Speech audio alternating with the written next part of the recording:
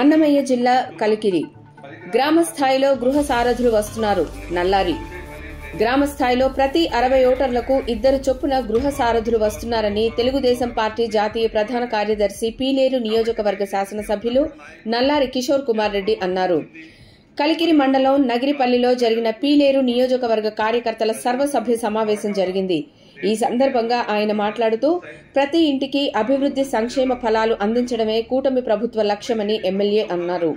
ఇందుకోసం క్షేత్రస్థాయిలో 60 మంది ఓటర్లకు ఒక స్త్రీ పురుషుడు చొప్పున నియమించేందుకు చర్యలు తీసుకోవాలని ఆయన సూచించారు.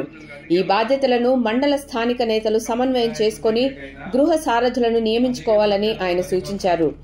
గృహ సారథులే ప్రతి ఇంటికి వచ్చి ప్రజాసేవ చేయడానికి ప్రభుత్వం చర్యలు చేపడుతుందని ఆయన అన్నారు. ప్రభుత్వ అభివృద్ది సంక్షేమ ఫలాలు ప్రతి గుమ్మానికి చేరాలన్నదే కూటమి ప్రభుత్వ లక్ష్యమని ఈ మేరకు చర్యలు చేపడుతుందని ఆయన తెలిపారు. గృహ సారథులు స్థానిక నేతలను సమన్వయం చేసుకుని ప్రభుత్వ కార్యకలాపాల ద్వారా ప్రజాసేవ చేస్తారని ఆయన స్పష్టం చేశారు. గృహ సారథుల ద్వారా ఒకరి స్థాయి పెంచడం తగ్గించడం ఉండదని సమన్వయం చేసుకుని ముందుకు వెళ్లడమే లక్ష్యమని అన్నారు. రాష్ట్ర వ్యాప్తంగా కూటమి ప్రభుత్వం వ్యవసాయ మార్కెట్ కమిటీలకు చైర్మన్లు సభ్యులను నియామకం చేపట్టింది. పీలేరు నియోజకవర్గంలోని కలికిరి పీలేరు వాల్మీకిపురం మార్కెట్ కమిటీల చైర్మన్లను సభ్యులను శనివారం కలికిరి నగిరిపల్లిలో ప్రత్యేకంగా సన్మానించారు. పీలేరు మార్కెట్ కమిటీ చైర్మన్ గా Puram Rammurthy, Kalikiri market committee chairman గా మాలతి, వాల్మీకిపురం మార్కెట్ చైర్మన్ గా చంద్రమౌళి సభ్యులను ప్రత్యేకంగా సన్మానించి గౌరవించారు. ఈ సందర్భంగా ఆయన మాట్లాడుతూ కష్టపడి పార్టీని కష్టకాలంలో వెన్నంటి నిలిచిన వారికి తగు ప్రాధాన్యత కల్పిస్తుందని మార్కెట్ కమిటీ నియామకాలే నిదర్శనమని అన్నారు. నూతనంగా నియమించబడ్డ కార్యవర్గం చిత్తశుద్దితో మార్కెట్ కమిటీల అభివృద్దికి పాటుపడి మంచి పేరు తెచ్చుకోవాలని ఆయన సూచించారు. అవినీతి అక్రమాలకు తావు లేకుండా ఉత్తమ కమిటీ చైర్మన్ గా కీర్తించబడాలని ఎమ్మెల్యే సూచించారు. అంతేకాకుండా కష్టపడిన వారికి గుర్తించిన వారికి ప్రత్యేక స్థానం కల్పిస్తామని ఆయన కార్యకర్తలను ఉద్దేశించి మాట్లాడారు. ఈ కార్యక్రమంలో నియోజకవర్గ స్థాయిలో టీడీపీ శ్రేణులు, కార్యకర్తలు, అనుబంధ సంఘాలు, నల్లారి అభిమానులు తదితరులు పాల్గొన్నారు. చంద్రబాబు నాయుడు గారు కూడా కుప్పంలో ఆయన కూడా దీంట్లో చేరినాడు.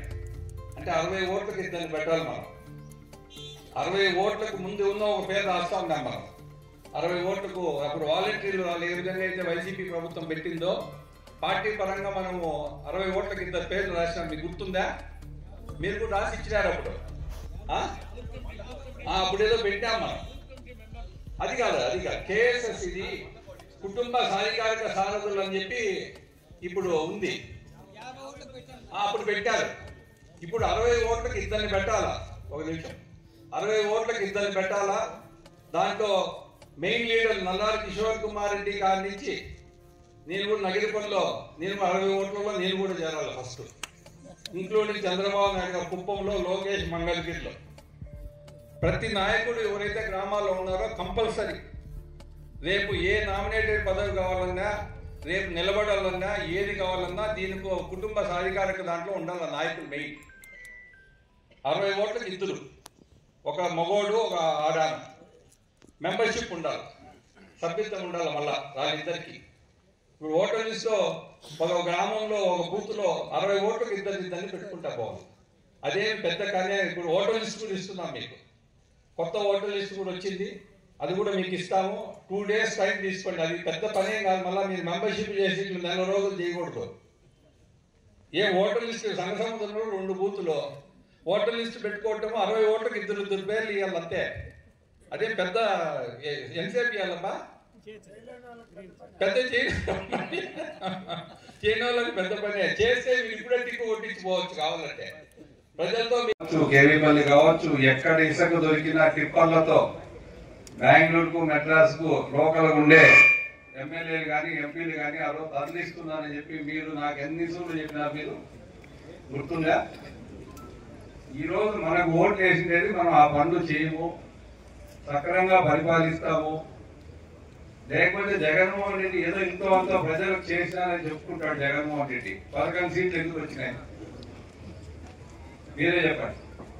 ఎందుకు వచ్చినాయంటే అరాజక పాలన, కేసులు, భూదందాలు, రైతుల భూములు ఆక్యుపై చేసుకోవటము, దౌర్జన్యము, ఒక వ్యవస్థ అనేది లేదు. పోలీస్ వ్యవస్థ కానీ, రెవెన్యూ వ్యవస్థ కానీ, ఒక కలెక్టర్ ఉద్యోగం చేసింది లేదు, ఒక ఎస్పీ ఉద్యోగం చేసింది లేదు ఆ ప్రభుత్వంలో. ఇప్పుడు ఈ 9 నెలలలో ఒక అరాజక పాలన పోయి ఒక మంచి పాలన రావాలనే ఉద్దేశంతో చంద్రబాబు నాయుడు గారు ఒక పరిపాలన, ఒక పద్ధతి చేశారు. దానికి చాలా మందికి ఇబ్బందులు ఉన్నాయి మన వాళ్ళకు. ఇప్పుడు ఒకటి గుర్తుపెట్టుకోవాలి, మనం కూడా రాళ్ళకు మనకు తేడా